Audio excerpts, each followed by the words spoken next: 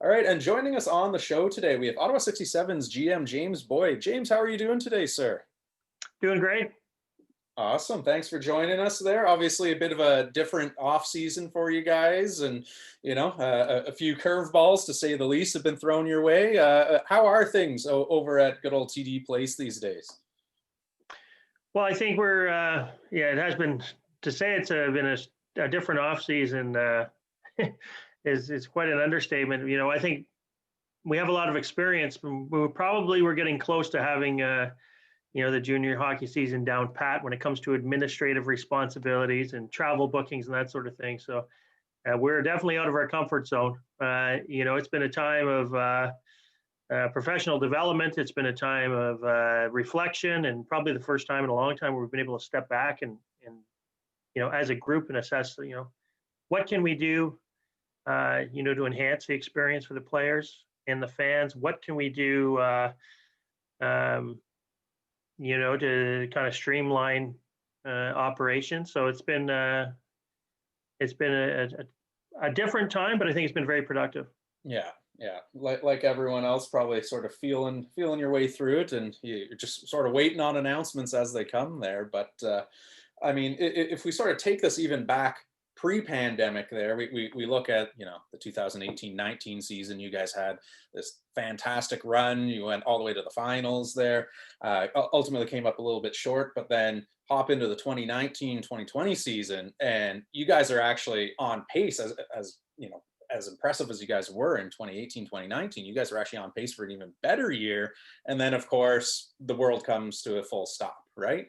What was the sort of messaging that obviously you guys had to the players who probably were feeling a little bit disappointed that their seasons got cut short and, ultimately didn't even get a chance to sort of end it the way they wanted to? Because there's one thing to lose out of the playoffs, it's another thing to not even sort of get a crack at it there. So what was sort of the messaging that you said to the players once you found out they wouldn't be hitting the ice? Well, I think the messaging has kind of evolved. Initially when our season paused, we sent the players home, and we were kind of in the impression it would be a 2-week hiatus, and we'd be back to resume the playoffs. And at that point, it was kind of, we had our 50-win season tying the previous year, which tied the all-time 67's record, and we were optimistic that, hey, maybe we'll get back and be able to play 3 or 4 games so we can eclipse the record and Yeah. and kind of finish one of our goals for the season. That, as we know, quickly, it became reality that, hey, this is not happening. And then we're hopeful for a playoff, but then that didn't happen. And I think once our playoffs were canceled, I think the reality, it hit our players hard. And I think that the one constant through all the time has been the uncertainty. Hmm. Of what the future holds, what's going to be happening. But I think it's the cancellation of the playoffs in the regular season was a real sense of missed opportunity. And I think probably compounded by the success of our team, the previous year, where a long playoff run resulted in NHL contracts. It resulted in NHL tryouts. It resulted in some guys, rocketing up the draft board on NHL Draft Day. So I think that, the feeling was the rug was pulled out, but I think that the kind of the constant is the uncertainty and the fact that we've got players in their NHL draft year who aren't getting a chance to showcase their stuff. And we had 5 players on the NHL watch list without playing a game, which, kind of is validation of their talent and the interest in those players. We got some other guys that should be on that list, in our opinion, but haven't had a chance to prove themselves, to be high draft picks. And then we got players who are trying to sign contracts. We got our overage players, Mitch Holster and Cedric Andre and Merrick Rippon. They're probably looking at, a Joe Gareff, Ty Failhaber, guys who earned an opportunity to play professional hockey in their overage years. So I feel badly for those guys, and we don't have much information for them other than to provide support and help them in any way we can. But the league, for different reasons, we're not allowed to operate. So we don't run practices for the players. We don't have the players in Ottawa. They're in their own home centers across Ontario, the States, and even in Europe. And some of those guys are playing, in their area. Of course, the players in Ontario are not. But I guess the message that's kind of evolved is, some players are going to come out of this pandemic 20 pounds heavier. Make sure it's muscle. Yeah. And you know what, from a management perspective, a coaching perspective, there's been over the last 10 years a real push in minor hockey in Canada to kind of emulate that European model of more practice, less games. Hmm. And so the practice to game ratio has been a hot button topic, you know, at coaching clinics and different things that I've attended. And now here's an opportunity, you know, to implement that if you can get the ice time, if you can do that. But you know, it remains to be seen when we come out of a pandemic and play resumes. You know, has the training benefited the players that really focused on it? You know, has there been a chance for maybe NHL players who are injured seemingly all the time? Has just been the recovery period that they come out at 100%? And what does the league look like? There's all sorts of, I think, positive things to look forward to. But right now, it's tough for a teenage boy, you know, in a short window of opportunity to look down the road and see some of these positives. So Yeah. we're anxious to get back. I think the guys are doing all the right stuff. We got all our players enrolled in school and they're achieving in school. They're working out in the gym and making progress. And we just hope the schedule, you know, we meet the timeline and are able to play in February. Hmm. Hmm. And I mean, you just sort of touched on it. Obviously, you know, league mandated, you guys aren't able to have the typical training camps and sort of the usual ramp up to the season that you normally would have there, at least not yet. What have you guys been doing in order to sort of keep in contact with the players? And that is it, you know, weekly Zoom meetings? Are you guys doing a lot of, you know, Yep. virtual video work with the players? What's sort of you know, time being spent on these days with the players? Yeah, we've done weekly Zoom meetings. Once a week, we get on a call and it could be everything from coaching instruction and video and positional play, or you know, team values, reinforcing our team values. You know, we award our academic player of the month like we would in any other year, Yeah. and kind of celebrate those achievements. We've had guest speakers on. We've had some homework assignments where we've you know, provided some material to the players and asked them to break into groups and provide feedback. And we work with an Ottawa company, actually an international company based out of Ottawa, called Coach to Connect, Hmm. who does leadership training and kind of mindfulness training and team building. So they've been a great help throughout this period of, you know, helping the guys to stay connected and then work on their mental game, which we consider to be a skill, just like stick handling or shooting. That's something that we can really focus on, and you know, do as much team building as we can through this time, so that when we get back playing, you know, we're better for it. Hmm. Hmm.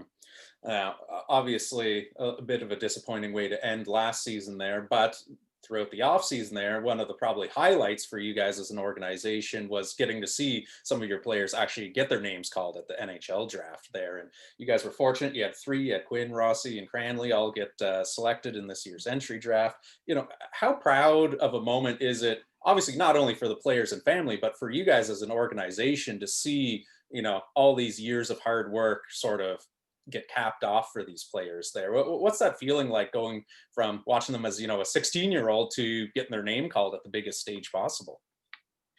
Well, I think there's two parts to the question. The first one is, I believe that had our season not been interrupted, we would have had more players drafted, Hmm.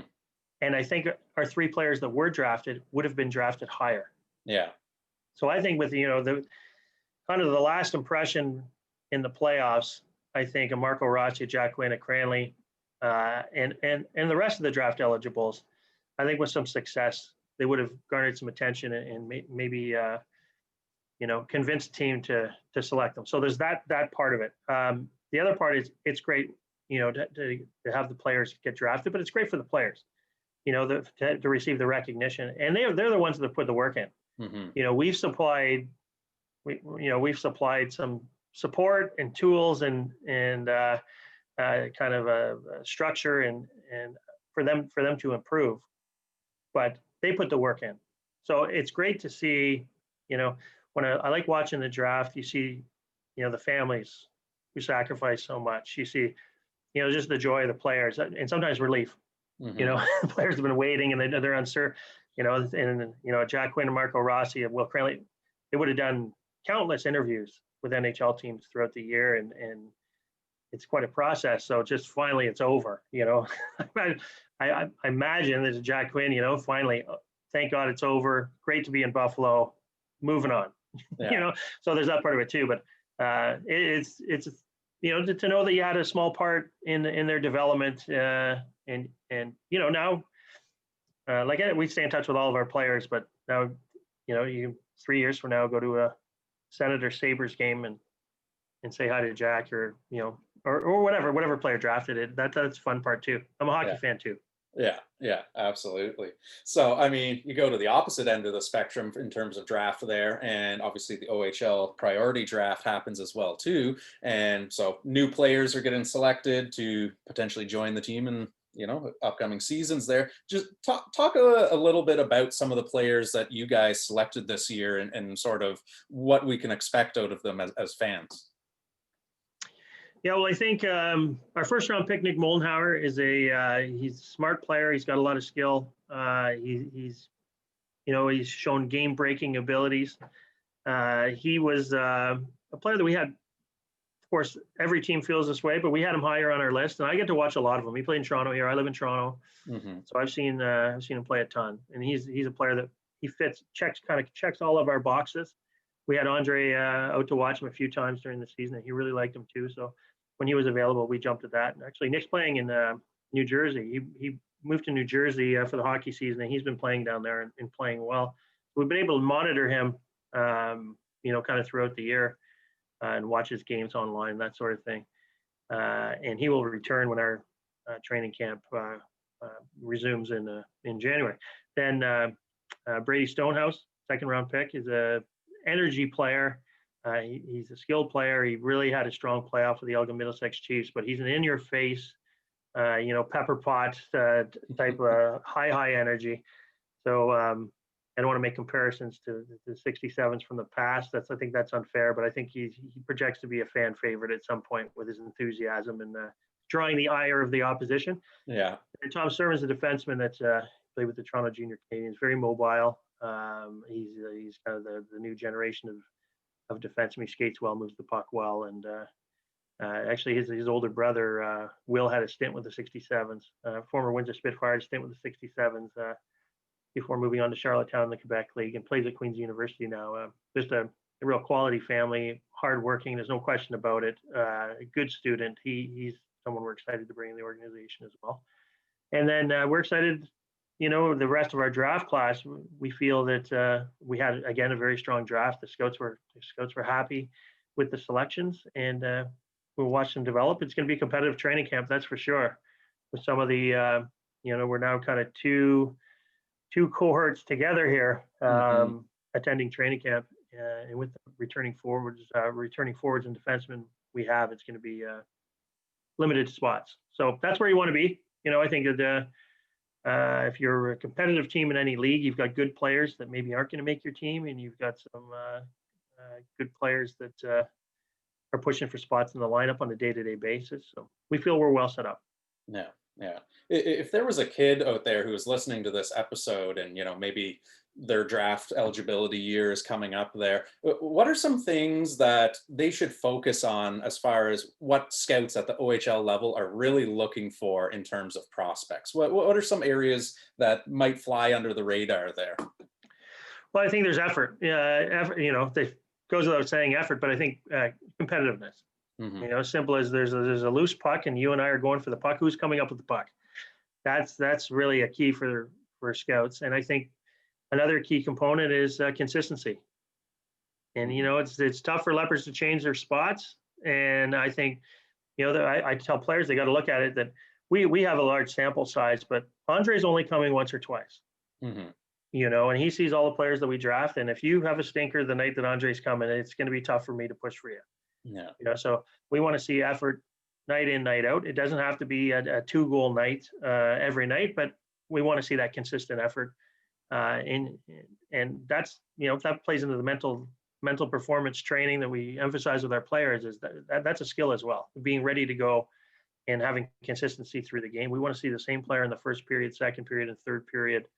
And again, that engagement in the game. So I think, players have different qualities. So we're looking for all sorts of different qualities to build our team.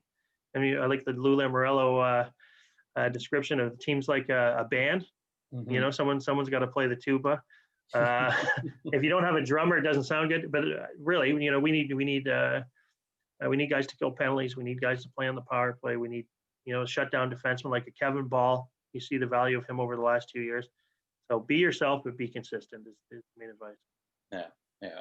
So, I mean, lots is still up in the air right now, and even in the last month or so, there's been all sorts of debate. Will there be checking? Will there be fans in attendance? A few months ago, will there even be a season? Right. So, you guys have probably prepared for a wide variety of scenarios as an organization moving forward here. You know, based on the information you have today, and this could change even tomorrow if something becomes evident there. But what sort of parameters do you see being around this season coming up there? Do you think there'll be fans in limited capacity, no fans at all, checking, no checking? If you had to make a guess today, what do you sort of see happening? Well, I can't guess because the climate changes so fast. Yeah. You know, it seemed that you know, we had a player who was a member of our organization who was interested in playing some junior hockey and was exploring Eastern or Western Canada. This was 2 3 weeks ago, Hmm. and it seemed at that time, hey, that you know what, that seems like a pretty good decision. Now both those leagues are shut down, Yeah. and COVID is raging through the Manitoba and in some parts of the Maritime. So it's tough to say. It's tough to say what it's going to look like in January, February. What I do know is that those decisions are being made at the league level, at the ownership level. Uh, in hindsight, although I preach that I'm a play tomorrow guy. You know, if Yeah. we got a call and we're playing tomorrow, we're in. I'm playing.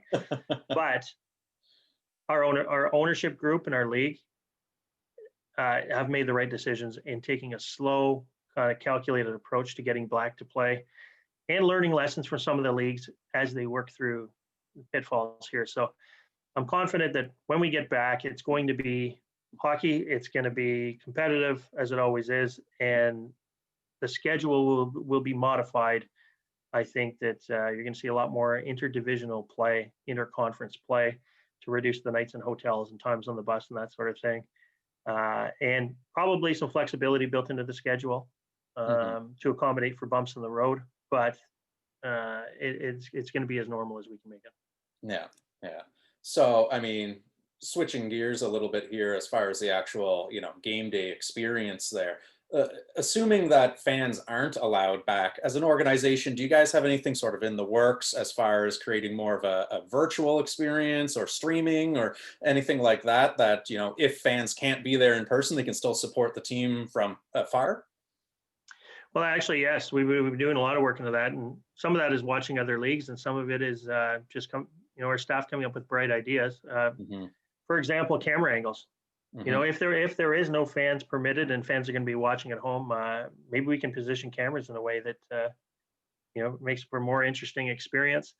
Is there sort of interactive software apps where fans can be engaged at home and maybe get a little bit more information than they normally would sitting in the stands? So there are technologies out there, and some of these technologies are emerging as we speak. Um, you know, here's a example that came out of the NHL bubble, and some of the NHL personnel that I've been talking with is piping in noise. Hmm. Crowd noise seemed to make a big difference for the players as far as atmosphere and that sort of thing. Well, what does that look like for us? Yeah. Doing and how do we make that happen? So that's where I referenced early here that out of our comfort zone, I have no experience with this stuff. You Yeah. know, fortunately, being in OSAG here, we've got some people who are with lots of experience and well versed in production, what can be done, can't be done, facilities and that sort of thing. So it's been fun. They're coming up with ideas. What we can implement yet, I don't know. Hmm. But hopefully we can have fans in the stands, even if it's a limited number of fans. But if we don't, we'll do whatever we can to make it fun. Yeah. Yeah. Absolutely. And looking ahead to the season there, obviously fans all know the big names that just got drafted and whatnot, and maybe one of them will be returning, who knows. But who are some names that maybe are poised for sort of that breakout year, who are ready, whether it is their draft eligible year or just ready to take that next step in their development, that they should be aware of there? So who are the next, Marco Rossi's and, Jack Quinn's and all of that for the Yeah. 2021 season? Well, I'll tell you. So one of the lessons we learned last year, when we had injuries to our defense corps, is that some of our young defensemen really made a strong impression. Mm-hmm. So we had a Merrick Rippon out of the lineup, and we had a Graham Clark out of the lineup. We had a Dylan Robinson out of the lineup. But our defense corps. Now some of those guys are forwards, but our defense corps really played well. So normally coming into the second year, they've received a limited action, and you're hoping that your guys can take the next step. But actually, our defense corps played so well that we know, we know that they can play. So a Jack Mateer, a Teddy Sawyer, a Ranveer Gill, who had a strong season in the CCHL, played spot duty for us. These guys are going to come in and they're going to generate a lot of interest. And I think we have a young defense corps, but I think it's going to be quite strong, and some leadership there from Merrick Rippon and Alec Blanger. Up front, I think you've got Jack Beck as a 16-year-old, played a lot last year, did very well. Tommy Johnson, reliable player, first-year guy. So there's others. We're confident that our forwards have played in a depth role. And a big reason why our team was successful is those role players, the depth role guys did such a good job. There's no reason why they can't take the next step. And when you add in a Graham Clark, who we missed most of last year, it's almost like making, a blockbuster trade in the offseason, having a healthy Graham Clark, and the Dylan Robinson, who I think 67's fans have yet to see the potential there. And a player that really sticks out for me and was really coming on post-Christmas last season was Cam Tolnay. Mm-hmm. He started to emerge as a force. His defensive play's always been there, but scoring overtime winning goal against Barrie and was just ready to make the jump when they pulled the plug on the season. I think that we're confident these guys are going to be able to pick up any slack from a Rossi, a Quinn, whoever ends up playing in the NHL, and whoever we get back is going to strengthen our team, and we'll see where we're at. It's been a long time since we hit the ice, so would there be a quick period of assessment there in the month of February before we do anything? Yeah, absolutely. And what about some players that are in their draft eligible year this year? Who are some names that we might actually see get called at the next NHL entry draft? Well, I think the defenseman we mentioned in Mateer and Sawyer, Ranveer Gill, Jack Beck was on the NHL draft list. I think Brendan Sirazati, who had a tremendous season last year in Pickering Junior A, and came up and played spot duty to the 67's. But Sirazati for me is very similar to a Jack Quinn in his first year, where he's a power play guy, he's a goal scoring guy. He's gonna come in to the lineup, and could have played in the OHL last year. We felt it was best for his development to go down there and play and score and develop his game. So we're confident that he's going to be an impact player, and is going to draw a lot of attention this draft year. And then we drafted a Russian player, Vezvolod Gaidamak, who was a real standout at the under-17 tournament in Western Canada last year. He's playing now junior hockey in Russia. He projects as a top 3-round NHL pick, but he's a big, strong guy. He's a centerman. He plays a heavy game. He's a little bit of a throwback player, but I think that any competitive team needs a guy like that. And I think 67's fans, if we can ever get him here, he's a fun player to watch, and probably cringeworthy for the opposition, but he's going to help our team a lot. Yeah. Type of guy you hate playing against but love having on your team then. 100%. Yeah. Probably more Milan Lucic than Phil Kessel, but he's a quality player. There you go. So, I mean, before we let you go there, if there was one final thing that you could sort of say to the fans that are listening right now about whether it's what to expect for this upcoming season or what to expect out of this roster that you guys will be returning, what would that be? Well, I think that, our players have done a tremendous job. And I mentioned, the difficulty for a young teenage boy to kind of grasp the situation. And I think that They've been doing all the right things, and I think the enthusiasm remains. And the calls that we have, I know connecting with the players in their home center, the players are dying to get back, Hmm. and they're in great shape. And I think that we're poised to pick up where we left off. I think it's going to be a different team. It's going to be a young, exciting team. But our goal, and every move that we've made has been with the goal of having a consistency and an uber competitive team every year. And I think we're well on track for that. And I think that the 67's fans are going to be thrilled with the product when we finally get back playing. Yeah, yeah. Well, I know the boys are dying to hit the ice, and I know that there's thousands of fans out there that are dying to see them hit the ice again as well too. So, thank you so much for joining us today. We wish you guys all the best with your upcoming season, and as you say, hopefully we see the barber poles skating around sooner rather than later there. Absolutely. Thanks for having me.